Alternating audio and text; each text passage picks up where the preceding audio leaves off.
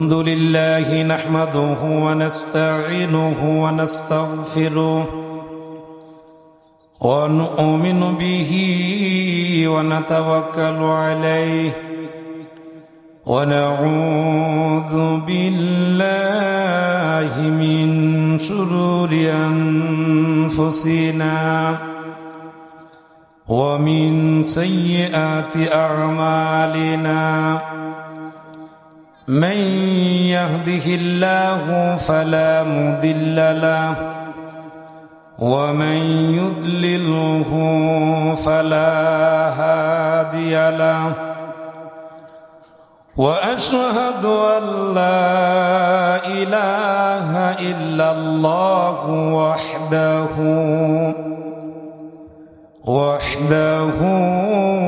لا شريك له وأشهد أن محمدًا عبده ورسوله الذي أرسله بالحق بشيرا ونذيرا وداعيا إلى الله بإذنه وسراجا وقمرا منيرا أما بعد فأعوذ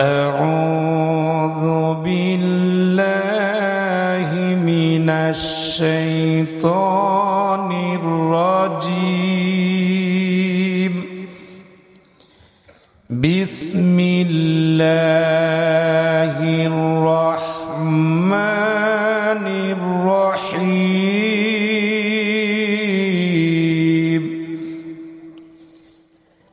ألا إن أولياء الله لا خوف عليهم ولا هم يحزنون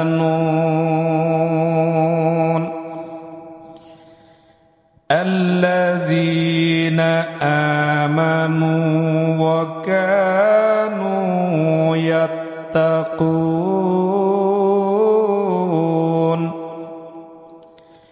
لهم البشرى في الحياة الدنيا وفي الآخرة لا تبديل لكلمات الله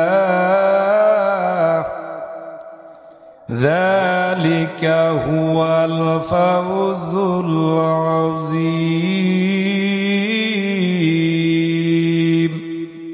صدق الله العظيم وقال الله تعالى في شان حبيبه ومحبوبه ومعشوقه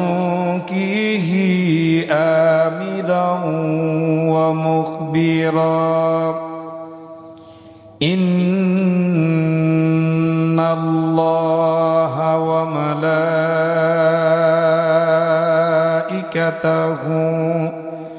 يصلون على النبي يا أيها الذين آمنوا صلوا عليه وسلموا تسليما يا اللهم صل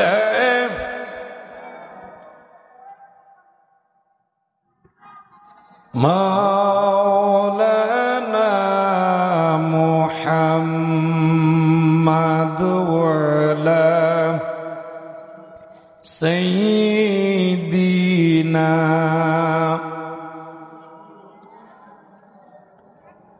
মুহাব্বতে পড়েন দুরূদ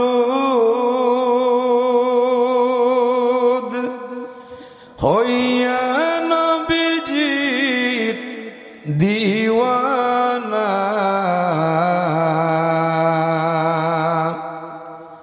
ভাগ্যে থাকিলে যাইতে পারেন ওই যে সোনার মদিনায়।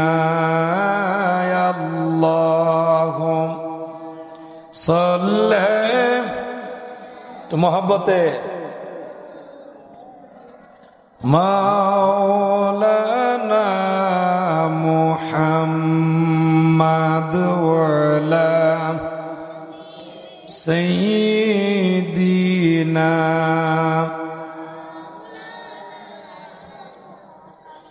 কবে জানি ডাকাশিবে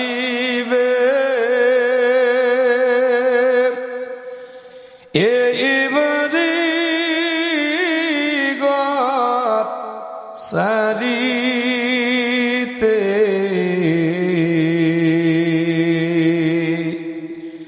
আপন পোশাক খুলে খুলে সাদা কাফন পরিতে। আল্লাহুম্মা সাল্লি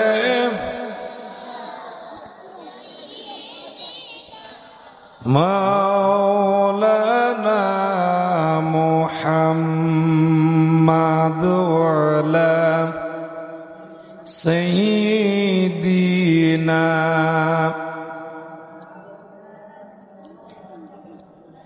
লা ইলাহা লা ইলাহা লা ইলাহা। আহকামুল হাকিমিন বলছেন, যারা আল্লাহকে অভিভাবক মানে, আল্লাহকে যারা অভিভাবক বানায়, তাদের কোনো ভয় নাই, তারা চিন্তিত হবে না। আর আল্লাহকে অভিভাবক বানায় কারা? দুই গুণের অধিকারী যারা। এক গুণ হলো ঈমান, আরেক গুণ হলো তাকওয়া। ঈমান নবীর সাহাবায়ে কেরামের পথ মত, আল্লাহর রসুলের আদর্শ গড়া সৈনিক নবীর সাহাবায়ে কেরাম, সেই সাহাবায়ে কেরামের রঙ্গে রঙ্গিন হওয়াই হলো ঈমানের মাপকাঠি।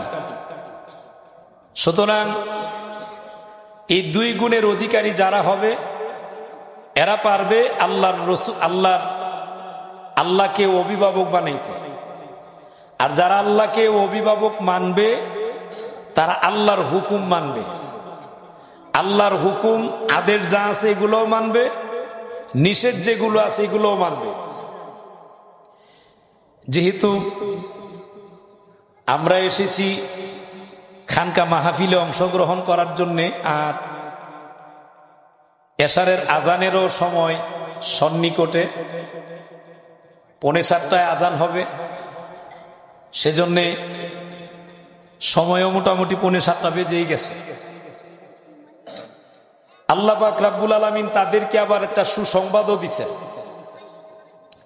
যে সুসংবাদটা আল্লাহ পাক রব্বুল আলামিন দিছেন, আল্লাহ পাক রব্বুল আলামিন বলছেন, দুনিয়াতেও তাদের জন্য সুসংবাদ, পরকালেও তাদের জন্য সুসংবাদ।